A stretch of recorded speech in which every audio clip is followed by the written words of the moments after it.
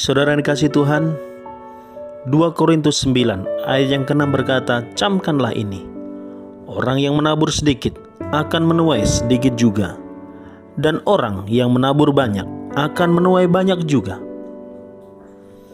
Saudaraku, pada masa sekarang ini, nilai kemurahan hati semakin terkikis. Simpati, empati, dan pengampunan menjadi hal yang begitu langka.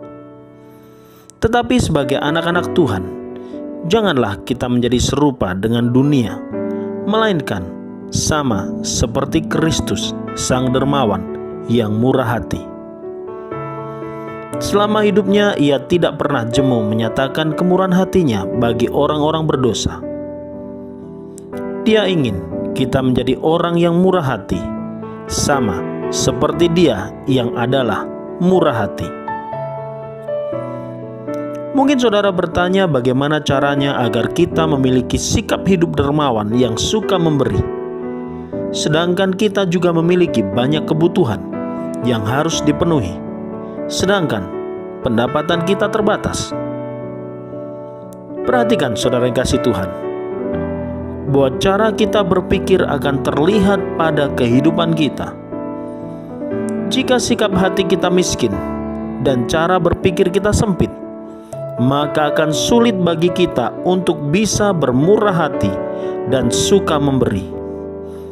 Karena itu, kita harus merubah sikap hati yang ada agar kita diberkati, sehingga kita bisa menjadi orang yang bermurah hati dengan memberkati orang lain.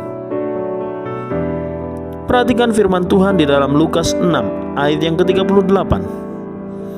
"Berilah dan kamu akan diberi, suatu takaran yang baik, yang dipadatkan, yang digoncang, dan yang tumpah keluar akan dicurahkan ke dalam ribaanmu.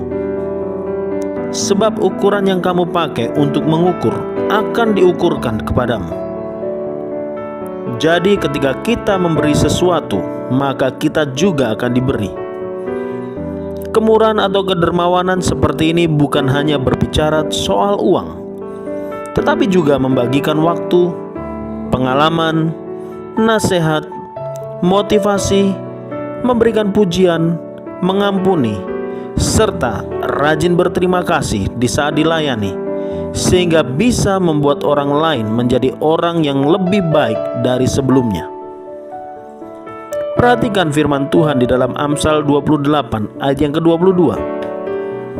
"Orang yang kikir tergesa-gesa mengejar harta dan tidak mengetahui ia akan mengalami kekurangan." Kikir adalah sifat buruk yang tidak boleh kita miliki sebagai pengikut Tuhan. Karena kikir justru akan membawa seseorang kepada kekurangan, bahkan kemiskinan. Tuhan menghendaki agar kita memiliki sifat murah hati. Orang yang murah hati, yang suka menolong orang lain, yang hidup dalam kekurangan atau kesusahan, akan mengalami kelimpahan berkat dari Tuhan. Bagaimanakah kehidupan kita saat ini? Apakah kita orang yang bermurah hati atau orang kikir yang tidak mau memberi? Jawaban ada di dalam hati saudara semuanya. Mari kita tundukkan kepala, kita berdoa. Bapa di surga, terima kasih buat hari ini. Kami bersyukur kami boleh kembali belajar untuk kami menjadi orang yang dermawan atau orang yang murah hati.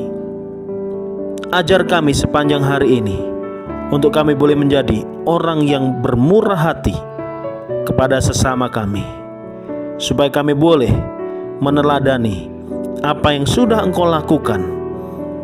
Terima kasih Bapa, terpuji termulia nama-Mu, kekal selama-lamanya. Hanya di dalam nama Tuhan Yesus kami berdoa dan mengucap syukur. Haleluya, haleluya. Salam sehat, tetap semangat. Tuhan Yesus memberkati.